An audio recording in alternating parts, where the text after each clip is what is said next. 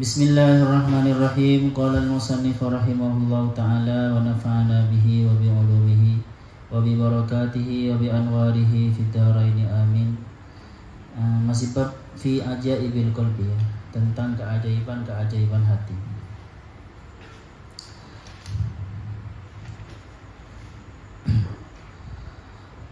Wal al-lafdhu tsalits, kemarin kita sudah bahas tentang istilah qalb dan istilah ruh. Qalb itu diterangkan kemarin bisa dua makna. Makna yang pertama adalah qalbun bermakna daging yang berbentuk nanas, berbentuk tongkol itu. Tongkolnya ini ya, hatinya kelapa itu. Pisang yang ada di dada sebelah kiri. Ada qalbun itu bermakna latifah rabbaniyah, ruhaniyah, yaitu sesuatu yang halus, yang bersifat rabbani dan bersifat rohani, cahaya, bersifat cahaya. Itu sebenarnya hakikat manusia, maksudnya yang ketika Allah mengatakan insan itu maksudnya ya. Tapi insan, hakikatnya insan ya di situ. Dan juga ada ruh, sama. Ruh itu bisa bermakna ruh hewani, ruh tabi'i. Nanti teman-teman, kemarin kan di sini ada ruh tabi'i saja ya, ruh tabiat. Tapi rinciannya nanti kalau kita lihat di Raudhatul Thalibin itu ya, ruh itu ruh yang bukan bersifat rabbani, yang bukan cahaya itu ada dua, ada tiga. Ada ruh nabati, ruh tabi'i itu nanti ada ruh nabati dan ruh hewani, seperti itu. Ruh nabati itu ruh yang dimiliki semua makhluk hidup, seperti rumput, pohon itu punya ruh nabati ya. Manusia juga sama. Makanya teman-teman, nanti benihnya orang tua kita ketika masuk ke rahim seorang ibu itu, walaupun belum ditiupkan ruh, dia berkembang karena dia memang ada ruhnya, tapi namanya ruh nabati, bukan jajan nabati, bukan ricis nabati, tapi ruh nabati. Yang nomor dua ruh hewani. Ruh hewani itu nanti yang dimiliki makhluk hidup. Kalau tadi kan makhluk hidup yang tumbuh-tumbuh, ini makhluk hidup yang binatang. Manusia sama, manusia itu kan hayawanun natik, hewan yang berakal. Jadi punya ini roh hewani ini ya, butuh makan, butuh minum, butuh tidur, berkembang biak. Ini roh hewan. Nanti teman-teman, ini semua dinamakan ruh tabi'i. Yang baik ruh nabati sama ruh hewani ini ruh tabi'i. Ada ruh yang bersifat cahaya, yang berupa cahaya atau latifah rabbaniyah. Itu sebenarnya sinonim dari qalbun yang tadi itu, dari qalbun dengan makna yang kedua tadi. Selanjutnya, ketika Allah mengatakan wa yas'alunaka 'anir ruh, bukan ruh yang itu ya teman-teman. Bukan ruh yang kata dokter nyawa itu, bukan. Ya. Kalau di Indonesia itu ada roh, ada ruh. Kalau di Indonesia itu ada ruh, adanya nyawa. Itu beda-beda di Indonesia. Di Indonesia memang banyak sesuatu yang kita belum benar-benar paham. Ada sukma, ya kan ya. Ada jiwa. Ini sekarang kita bahas jiwa, nafas istilahnya. Al-lafdhu tsalits, adapun lafaz yang ketiga. Istilah yang ketiga adalah an-nafas. Term yang ketiga itu adalah nafas.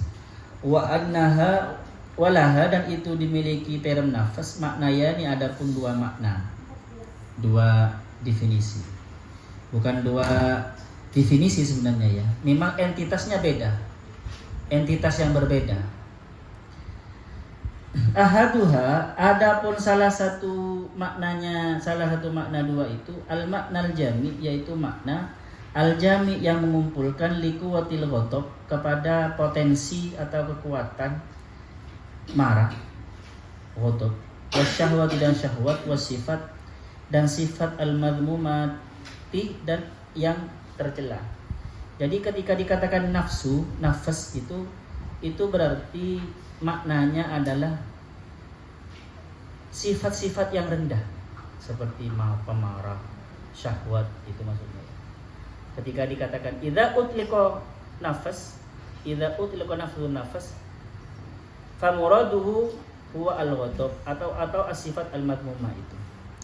Wa huwa al-muradu, wa huwa adapun makna yang pertama dari nafas ini adalah al-muradu adalah yang dimaksud biqaulihi alaihi salatu wassalam, dengan sabdanya Nabi Muhammad sallallahu alaihi wasallam, a'daika, adapun paling musuhnya musuh kalian, nafsuka adalah nafsumu, nafasmu, allati yang baina jambaika, yang ada di sisimu, yang ada di dalam lambung, dia di dalam dirimu maksudnya. Wahia adapun nafas yang ini, al mujahadatu adalah mujahadah ya. Maksudnya disuruh mujahadah, memerangi nafas yang ini.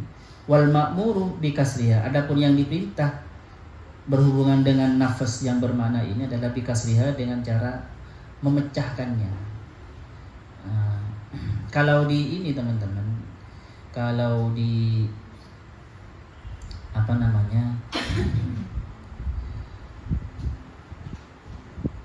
kalau di Indonesia yang namanya nafas itu netral ya. Yang namanya nafas itu netral. Makanya nanti di Indonesia itu nafas itu kan ada 10, ada 5 ya. Ada 5. Seperti nafas itu maksudnya gini.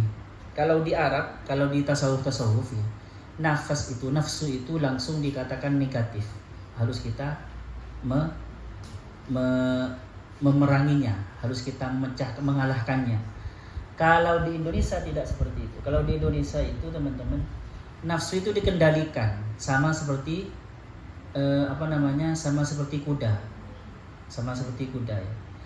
Gini teman, kalian pernah lihat ada lambang ini di Jawa ya. Walaupun di Jawa itu sebenarnya mengambil banyak terinspirasi dari Hindu dan nanti dihubungkan dengan agama Islam. Kalian pernah melihat kuda ada 5, 4 ada 5, kuda ada 5, dan itu ada keretanya, dan ada Arjuna, juga ada Krishna. Itu kan ya. Jadi itu teman-teman, kalau di Jawa yang kuda yang kereta itu adalah fisik itu. Sedangkan sedangkan kuda yang 4 itu adalah nafsu. Tergantung nafsu itu oleh kita bisa manfaat, bisa tidak. Seperti nafsu makan. Nafsu makan itu kalau dikendalikan maka berguna untuk kehidupan, kan ya.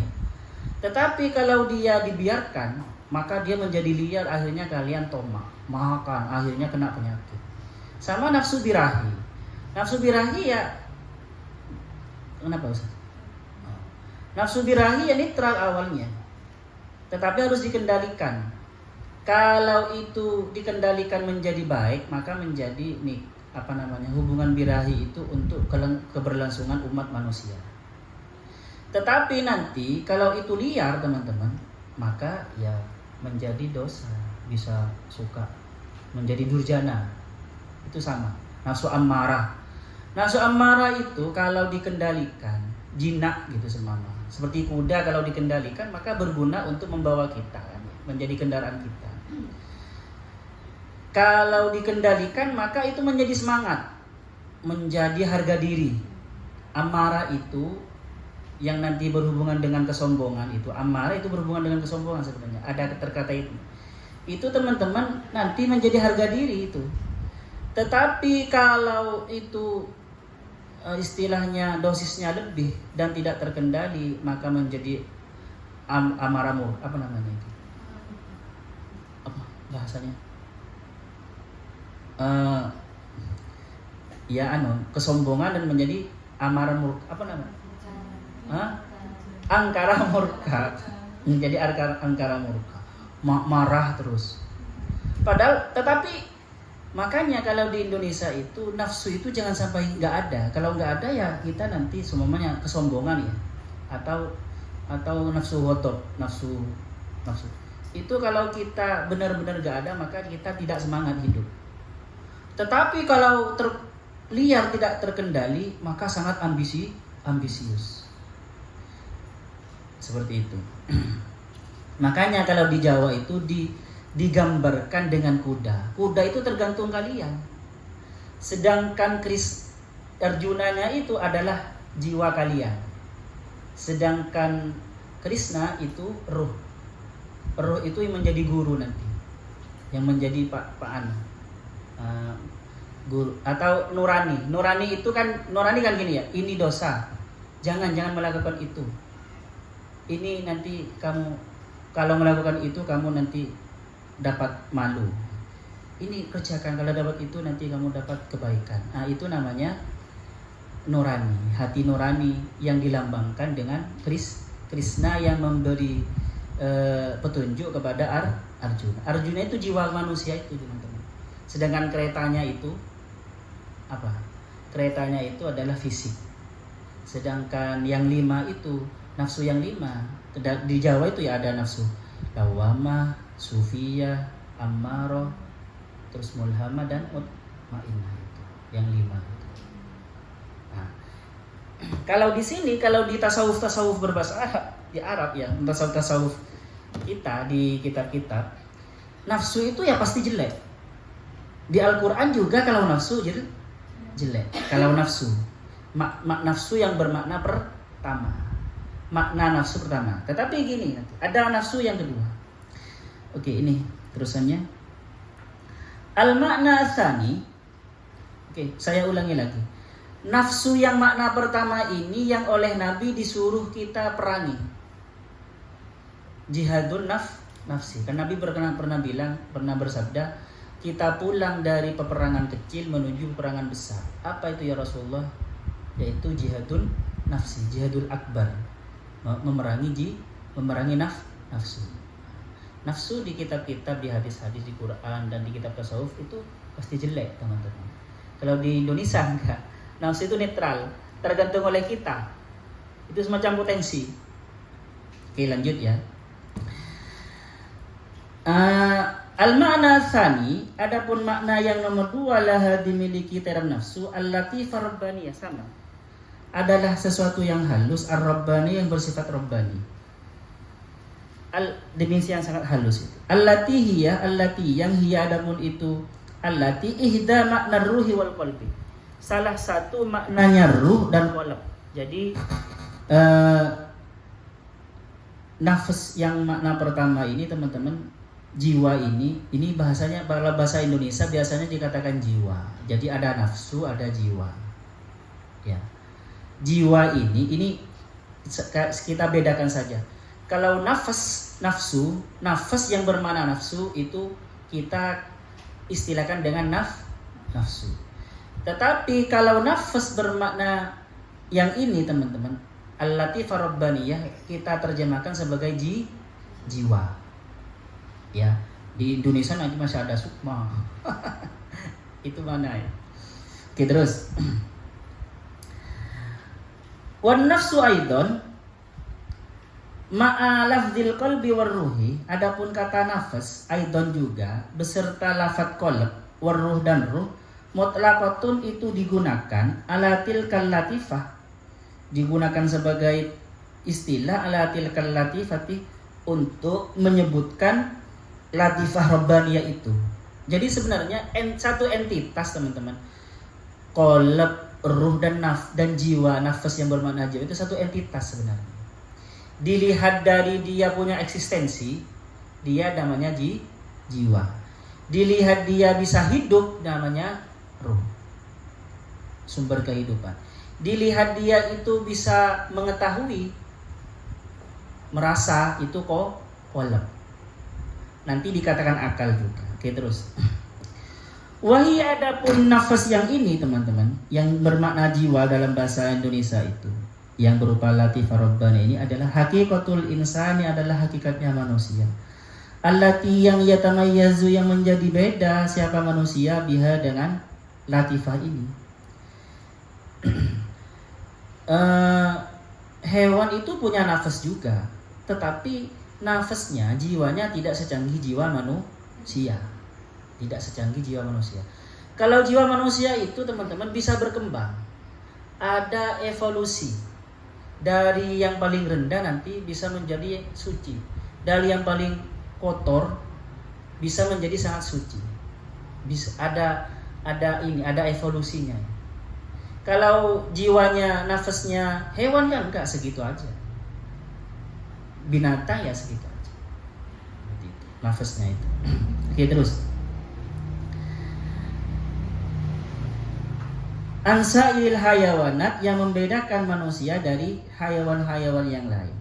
Fa'idha sofat, jika jernih apa jiwa ini, watahallat, dan berhias diri apa jiwa ini, bidzikrillahi ta'ala, dengan zikir Allah. Jadi kalau setiap harinya itu selalu berzikir jiwanya, dirinya, dan sehingga jernih, wa muhiya, dan terhapus anha dari jiwa, atharus syahawati, apa sisa atau apa jejak-jejak syahwat,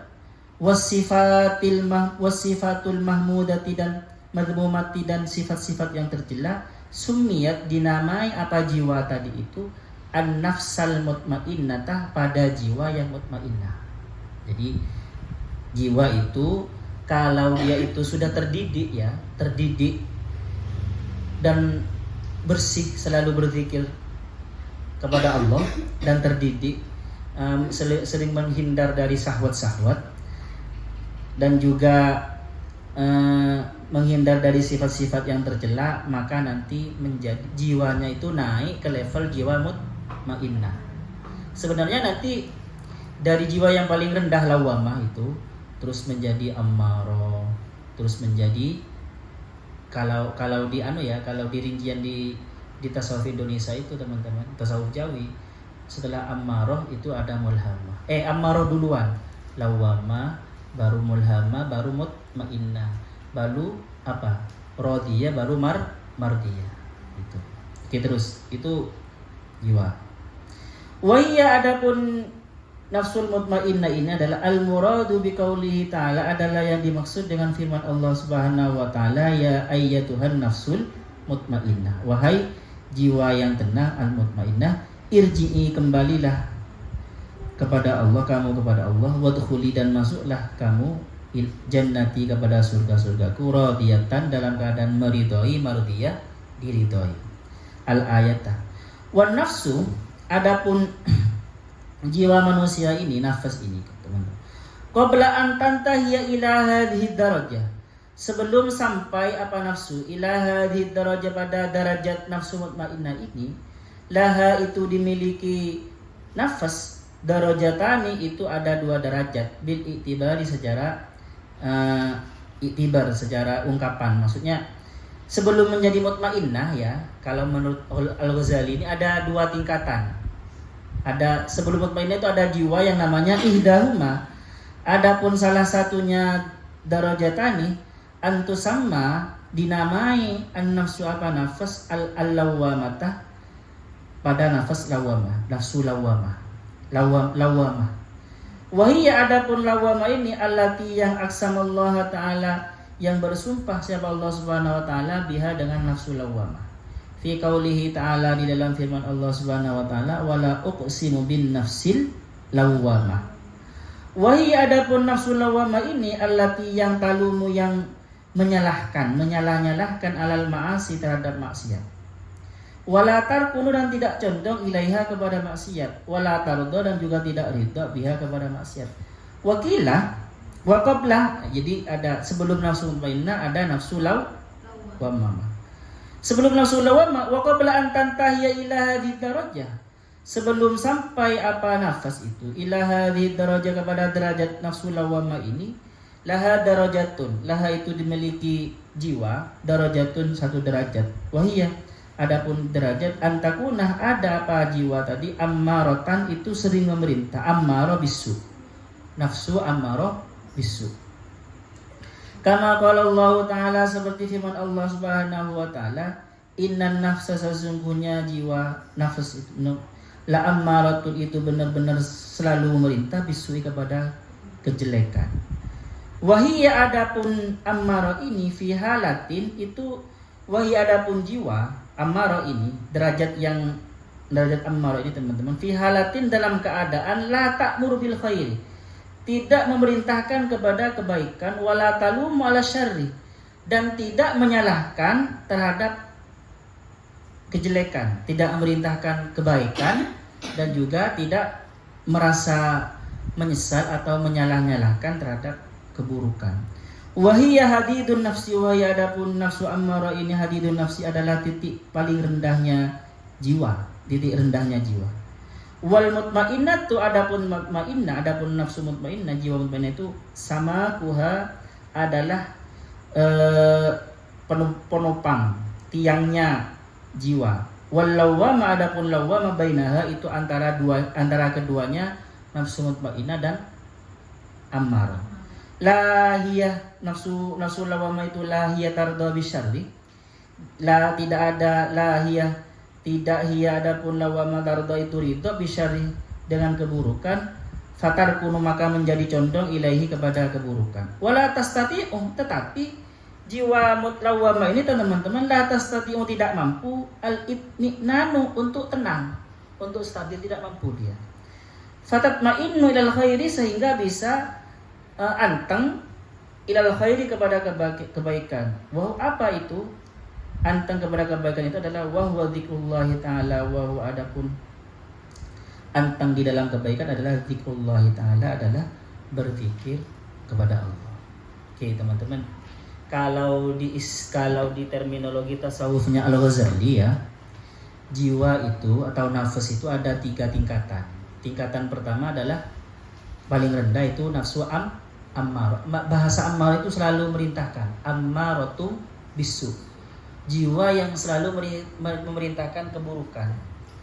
Ini semua manusia biasanya seperti ini teman-teman ya. Mengalami level jiwa seperti ini. Jadi ini teman-teman tidak merasa menyesal ketika melakukan dosa. Dan cerdas untuk melakukan dosa cerdas. Ayo tidur, makan gitu ya. Menghayal yang jelek, menghayal, dibiarkan. Seperti itu. Nelpon cewekmu, nelpon seperti itu. Setelah melakukan dosa dia tidak menyesal. Ini dianggap biasa. Kalau level kalian, kesadaran kalian masih seperti itu, tidak ada penyesalan ketika melakukan keburukan, ya, malah kadang sombong, dibanggakan, saya tadi kencan sama si dia. Berarti jiwa kalian masih jiwa ammaratum bisu. Nanti teman-teman, setelah ini dididik jiwa ini, dikasih ilmu, melihat sejarahnya orang soleh, gitu ya, melihat baca Al-Quran, imannya tambah kuat, maka nanti di level naik menjadi lawwamah. Jadi dia itu ketika melakukan dosa nyesel, tapi masih sering ini, masih sering berdosa, menyesal, berdosa lagi, menyesal. Siapa yang seperti itu berarti masih di level lawwamah. Ini kebanyakan manusia seperti ini. Kalau yang tadi itu manusia jahat itu sudah jahat itu. Kalau ini kebanyakan manusia. Iya. Tetapi nanti teman-teman kalau kalian masuk thariqat sering berzikir, karena berzikir itu ala bidzikrillah tatmainnul qulub. Kalau kalian sering berzikir masuk thariqat, sering berzikir baca Quran, maka nanti jiwa kalian itu akan matang menjadi jiwa mutmainnah. Ciri di sini ya, wahiyya tatmainnul qulub gitu ya. Fatatmainul khair wa dzikrullah. Ciri teman-teman, jiwa kalian sudah mutmainnah kalau berzikir kepada Allah tidak pengen cepat selesai. Enak gitu menikmati. Kalau sholatnya masih tidak sampai anteng, atau zikirnya pengen cepat selesai. Kalau zikir sebentar langsung tertidur, atau pengen awalnya mau baca 1000, tetapi dia sampai 1000 sudah hilang. Itu berarti jiwanya masih lawamah, itu belum kalau sudah mutmainnah teman-teman, anteng. Bukan anteng orangnya teman-teman ya. Ada orang bawaannya anteng kan, sabar gitu bawaannya, tetapi belum tentu jiwanya anteng. Yang namanya anteng di sini adalah anteng bersama Allah. Paham ya?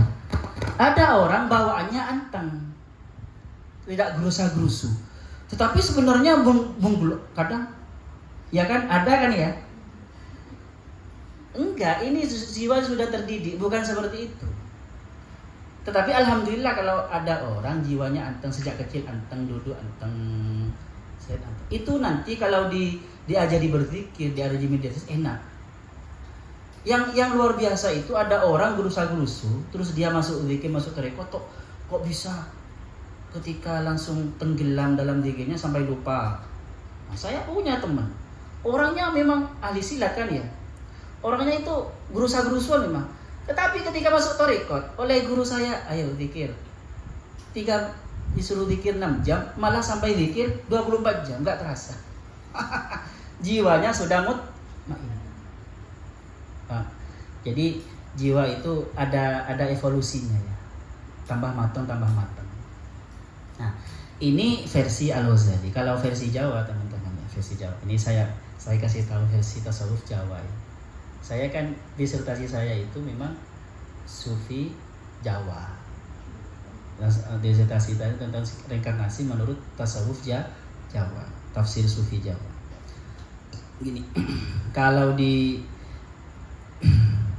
Jawa itu setiap nafsu itu punya ruh, punya apa namanya, ada personnya, dan semuanya itu bisa kita menghadap kepada kita bisa menyaksikannya. Jadi nafsu lawamah itu teman-teman, kalau di menurut orang Jawa itu warnanya hitam. Ini saya tidak akan menyebutkan ya bentuknya, penampakannya maksudnya ya, tidak saya biar kalian nanti mengenal sendiri ya. Yang pertama itu nafsu lawamah. Nafsu lawamah ini berasal dari tubuh fisik ini, berasal dari fisik, berasal dari ketanahan kita. Dalam kita kan ada unsur tanah ya, yang itu nanti berhubungan dengan makan, tidur. Ini lawamah teman-teman, lawamah. Cahayanya hitam. Yang nomor 2 ammarah itu cahayanya merah ya, tetapi ini berhubungan dengan nafsu pemarah gitu ya, semangat, itu nafsu ammarah. Yang nomor 3 sufiyah, warnanya kuning. Tetapi ya ini diambil dari ini saya tidak menemukan dalilnya di Al-Qur'an ya, yang sufiyah ini. Ada yang mengatakan sufiyah ini adalah mulhamah. Kalau orang kejawen lainnya mengatakan mulhamah. Kenapa kok dikatakan mulhamah? Ini diambil dari wa nafsi wa ma sawwaha fa alhamaha fujuraha wa taqwaha. Dan demi jiwa yang sudah sempurna, wa ma sawwaha fa alhamaha, maka saya ilhamkan kepada jiwa itu ma fujuraha, kejelekannya, wa taqwaha, dan jalan ketakwaannya. Jadi gini teman, jiwa yang sudah sufiyah itu adalah jiwa yang sudah pintar, terdidik. Dia itu tahu mana yang baik, mana yang buruk. Bahkan dia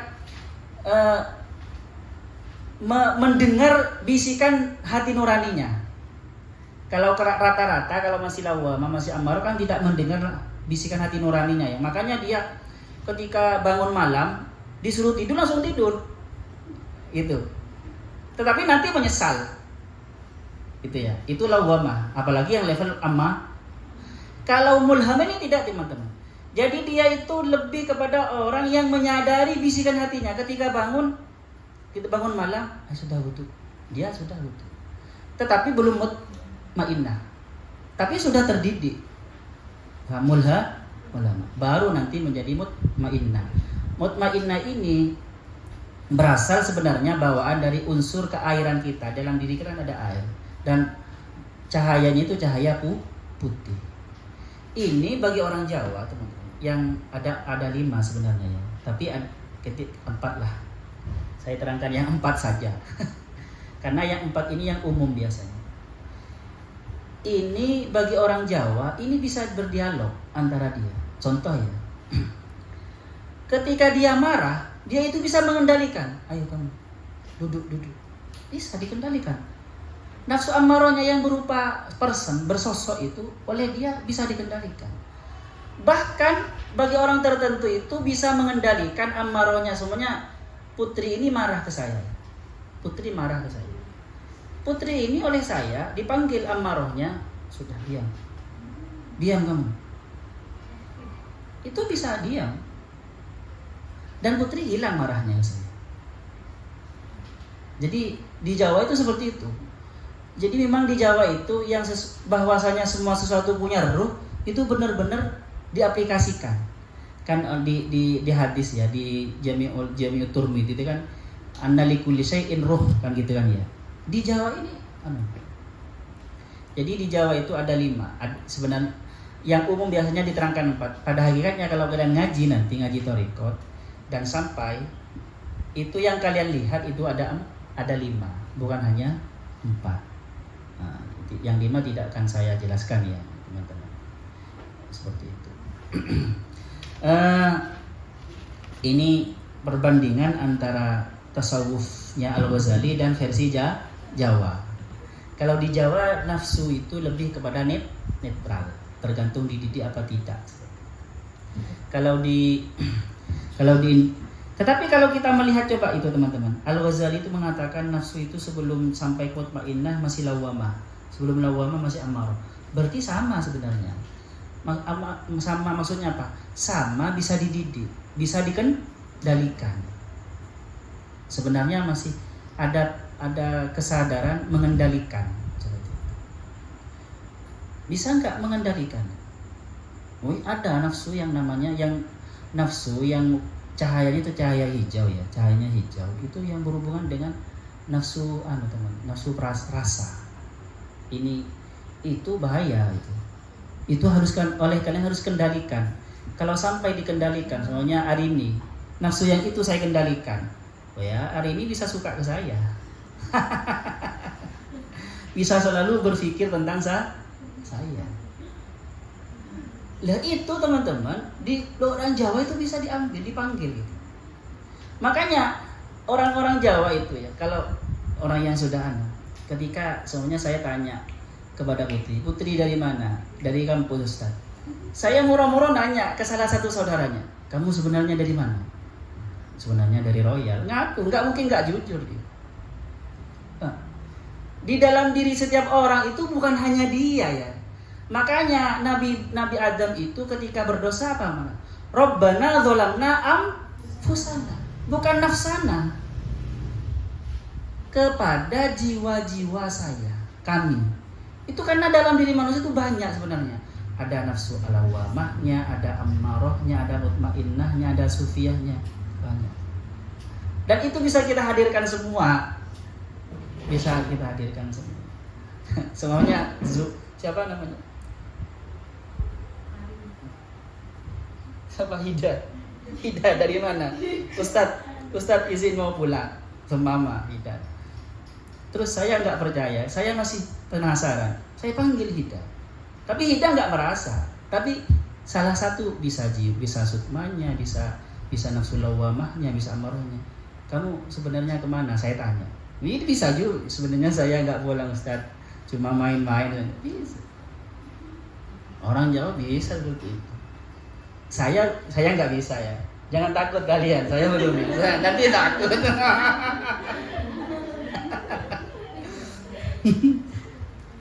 Tapi saya tahu kalau bohong ya. Kalau seumpama ada yang bohong tahu. Seumpama ada yang bohong. Tapi enggak, Satria Jawi kan bukan tidak bohongan kan. Ada pertanyaan di sini. Besok bahas tentang akal. Ya saya seperti pisau atau alat Nafsu itu seperti pisau. Pisau bisa kalian gunakan untuk motong bawang, bisa gunakan untuk membunuh. Sama seperti api. Api bisa kalian gunakan untuk untuk rokokan atau untuk kompor, tetapi bisa juga untuk membakar rumah orang. Jiwa seperti itu. Ada pertanyaan? Tetapi ini jiwa yang bermakna nafsu. Oke lah, sampai di sini. Asallahu ayyam fa'ana ma'alimna yu'allimuna ma lam na'lam. Rabbana anfa'na bima 'allamtana. Rabbi 'allimna alladhi yanfa'una. Rabbi faqihna wa faqih ahlana wa qarabati lana fidin. Rabbana anfa'na bima 'allamtana. Rabbi 'allimna alladhi yanfa'una. Rabbi faqihna wa faqih ahlana wa qarabati lana fidin. Rabbana anfa'na bima 'allamtana. Rabbi 'allimna alladhi yanfa'una. Rabbi faqihna wa faqih ahlana wa qarabati lana fidin. Subhanakallahumma bihamdika asyhadu an la ilaha illa anta astaghfiruka wa atubu ilaik. Assalamualaikum warahmatullahi wabarakatuh.